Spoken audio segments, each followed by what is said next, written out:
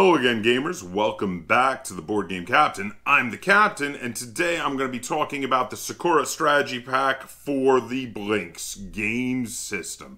Now, before I get too into this, I do want to let you know that I've got a bunch of links in the description down below that you can check out at your leisure. There's a link to BoardGameCaptain.com, which is a great hub for all things Board Game Captain. And also, Lynn and I have started doing semi-regular blog posts over there, so check those out. In addition, if you're in a position to and would like to support the channel, there's a link to my Patreon in the description down below. And if you'd like to get yourself some cool Board Game Captain merch, some gamer gear, there's a link to my Teespring store, also in the description down below. All right, so first off, I want to give a big thank you to Move38, the publishers of Blinks, who sent me this pre-release copy of the Sakura strategy pack. Now, I do want to call out, there's been a somewhat recent change in the way that they're selling things over at Move38 in regard to the Blinks system. So they've got a number of large sets where you can get like 9 or 12 or 15 Blinks all in one big set and have enough to play most of the games that Blinks have, because the vast majority of them can play with 12. If you have 12 Blinks, that literally is able to play almost all of the games. But then thereafter, if you just want to get certain specific Blinks, they're currently selling them in packs of 3 games for most of the games. This is one of the new 3 packs. It actually comes with 4 Blinks, but 3 games. I'll explain that in a minute. And I really like this format. One of the very few criticisms I had about the system back when I reviewed the entirety of the Blinks game system was how they did not offer them in smaller numbers of Blinks once you've had enough to play most games, or even individuals. And right now they're offering packs of 3, and they have talked about the possibility of even offering individual games for sale, which would be awesome. I really like that idea. I like the packs of 3. All right, so now why are there 4 Blinks when this is a pack of 3? Okay, so there's 3 games in here. You have Trifoil, Bandits, and Hexenwood. But the 4th Blink is the Hexenwood AI. It's basically an AI that you can play against when playing Hexenwood. I'm going to explain how that works when I'm talking about Hexenwood. So now in regard to these games, I'm going to talk about them from my least favorite to my favorite. I've decided with only 3 of them, it's very easy to organize it that way. But I do want to say I like all of these games. All of these games are at least good to great, and I want to spend the most time on my favorite of them. So I'm going to say, like I said, I'm going to save that for last. But yeah, this is spoiler alert, this is a good game pack. There's no bad games in here. These are 3 good games. So the first one I'm going to talk about is Trifoil. So Trifoil is an abstract strategy game. These are all, by the way, these are all turn-based games. There's no real-time ones in here. And Trifoil is a turn-based abstract strategy game where you build a form of the Blinks. There's examples of how to build forms in the rules. The basic form is 6 Blinks and made into a triangle, though there are larger forms you can build. And what happens is one player plays red, one player plays blue, and on your turn, you're going to take 2 actions. The first player on their first turn takes only 1 action to counterbalance the advantage of going first. And on your turn, your actions are either to place a link, which is lighting up one of the sections of the Blinks, by clicking the Blink you want it to be on, and then clicking an adjacent Blink to say which side of that Blink will have the link, and that lights up that little pie wedge of that Blink. You can push by moving one of your Blinks. You do this in the same manner of clicking 2 adjacent Blinks. You start, though, in this case, by clicking a Blink that has one of your links on it, and then you click the adjacent Blink where it is facing, and then it can push into that space and even continue to push other links that are there out of the way.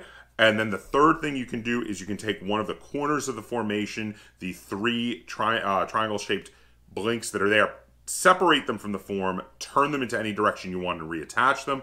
And the object of the game is to get 5 of your links, which are the lit up ones, all connected in a row somewhere. It can be a turning row, and then you will win the basic game. Now, in larger size games, it can be 6 links to make it a little tougher and a little longer of a game.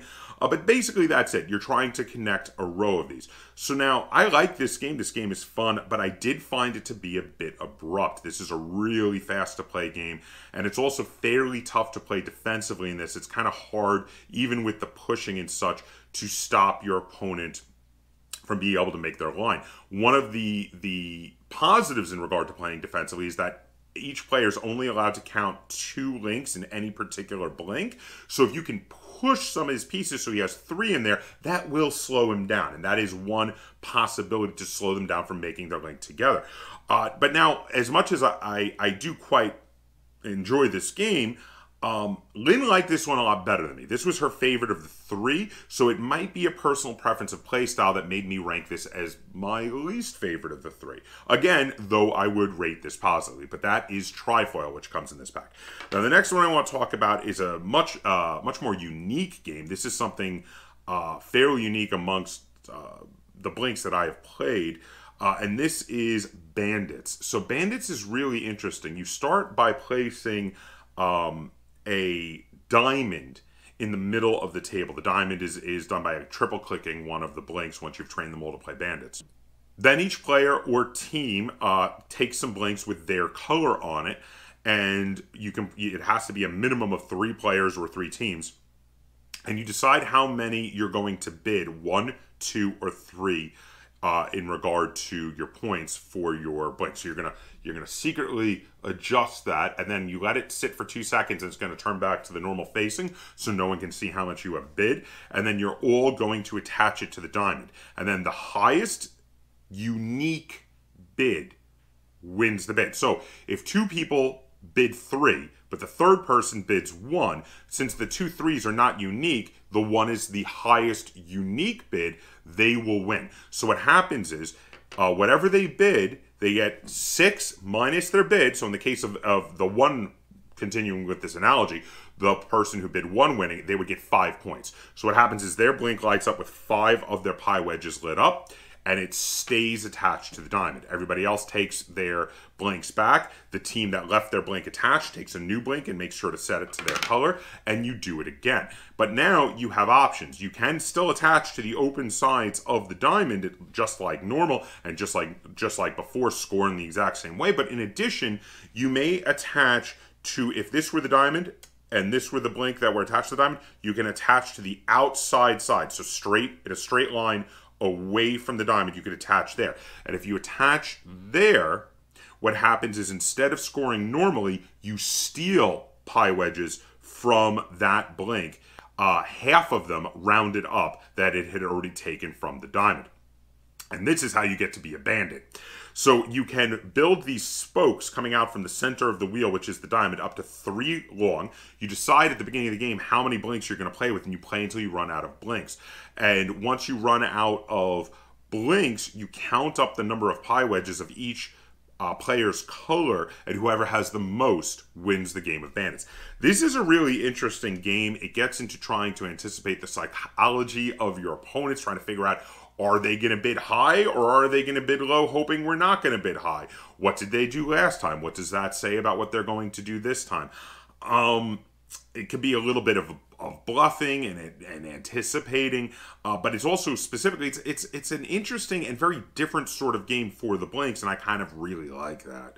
So that is Bandits. Now, having saved my favorite for last, because as much as I do like Trifoil and Bandits, I absolutely love Hexenwood and the Hexenwood AI. So now, all right, Hexenwood. So Hexenwood can be played. It can be played multiple players. 2 players is the minimum. I really like it at 1-on-1. The more players you have, the larger the board you should make, because it can be too easy to attack people in a fairly small board. So you want to play progressively larger and larger boards as you add in more players, so that you're not starting too close to each other. But what happens is you agree on a size of board and a shape, and you're going to turn, if you're playing 1-on-1, opposite ends of the board, you're going to turn one piece into your color before you start. When you start it, it tells you who goes first.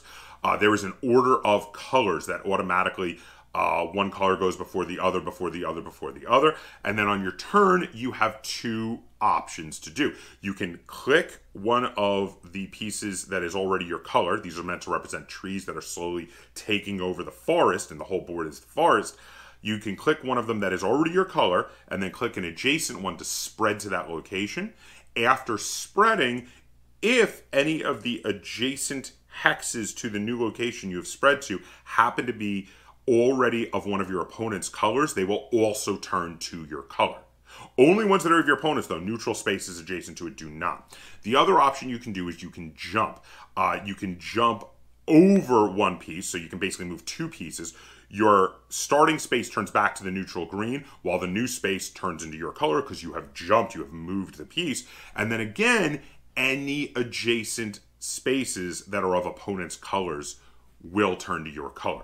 So first off, I want to talk about the base game here. Now, the base one-on-one game, without adding in the multiplayers, is very similar to an old video game called Attacks, with 2 X's. So now, Attacks was an old arcade game, but obviously played like a board game. It was one that I was obsessed with for some time. So I would have to say that the designer of this was either almost certainly inspired by Attacks or inspired by another game that was inspired by Attacks, or maybe that Attacks was inspired by, because the similarities are too striking not to be some sort of link in the lineage of this game. Now, that said, they've taken that, and because it's on the hex-shaped pieces that are the blinks, they've made it a much more advanced and interesting game because Attacks use squares. Putting it on hexes, and hexes that can change the shape of the board really significantly, because you can wind up some really oddly shaped boards, really makes the mechanics much better. It really elevates them. It really makes it much more interesting. Also, you can put holes in the board, and you're able to jump over the holes, which is also really, really cool. In addition, being able to play more than 2 players on these ever-increasing in size hex-shaped boards also makes it really awesome. And that is not including the fact that they have included the AI program. So I want to explain how this works. So you can set a whole bunch of stuff to make the board and turn them on, and then do the training by, as per normal, holding down the button on the Hexenwood blink and then attaching it to the rest of the blinks, and they will all turn into being able to play Hexenwood. Then you can take the Hexenwood AI blink and any other blinks that maybe you want to play with multiple AI players and train them to be AIs. Then you can click them between difficulties of 1, 2, and 3.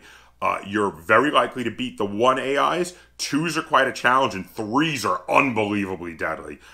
So be aware of that. But then what you do is when you're setting up your board, as per normal, you leave the AIs on the side for the moment.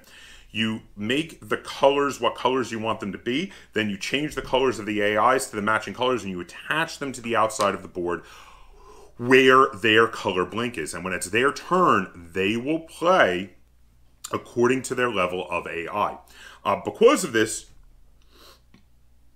you can play Hexenwood solo with multiple AIs and be playing a 3-player game by yourself, which is really awesome. I've actually done a bunch of this. And like I said, though, in the examples I've shown of playing a 3-player game, I found out that board was a bit too tight. With 3 players, I actually would have liked a larger board to further separate out the players, because once you get to level 2, they really start to discover that they can very easily move in when you have a fairly small number of blinks of your color. They can easily jump in and take you fully over.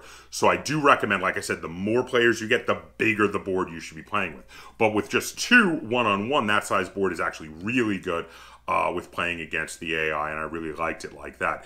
So yeah, Hexenwood and the Hexenwood AI, 100% in my opinion. While the other 2 games are good, these are amazing and are the reason to buy this set, in my opinion. And then you get these 2 as like bonuses, because these are also good.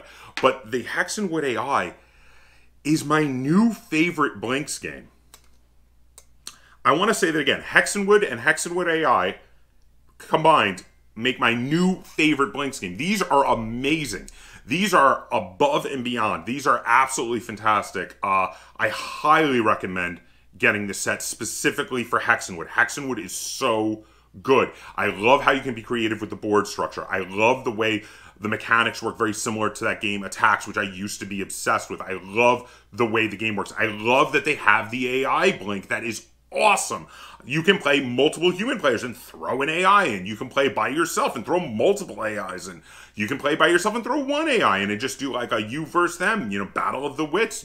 Can you beat the level 3 AI? Spoiler alert, probably not. But that's okay, because you can strive to get better at it by getting practice playing against the AIs, and maybe eventually you'll be able to beat the level 3 AI for the Hexenwood AI.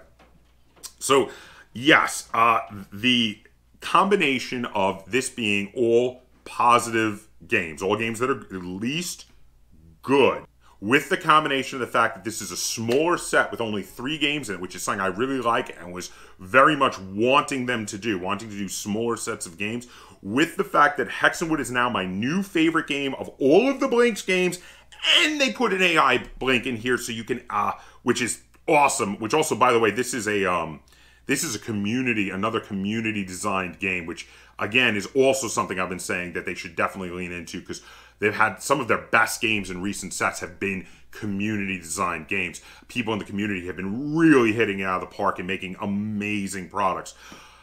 All this combined, I have to rate this set incredibly highly. I'm going to give the Blinks Sakura strategy set 8.5 stars out of 10. This set is really awesome. I highly recommend it. And yeah, let me know if you've tried these games, what you thought. Which one of these is your favorite? Do you agree with me about Hexenwood? Is that your favorite? Or is Trifoil or Bandits your favorite? Let me know in the comments down below. And if you enjoyed this review and you'd like to see me do more like it, be sure to give it a like, share it on all forms of social media. And if you haven't already, please subscribe to the Board Game Captain. That's Captain spelled with a K on YouTube. And until next time, game on.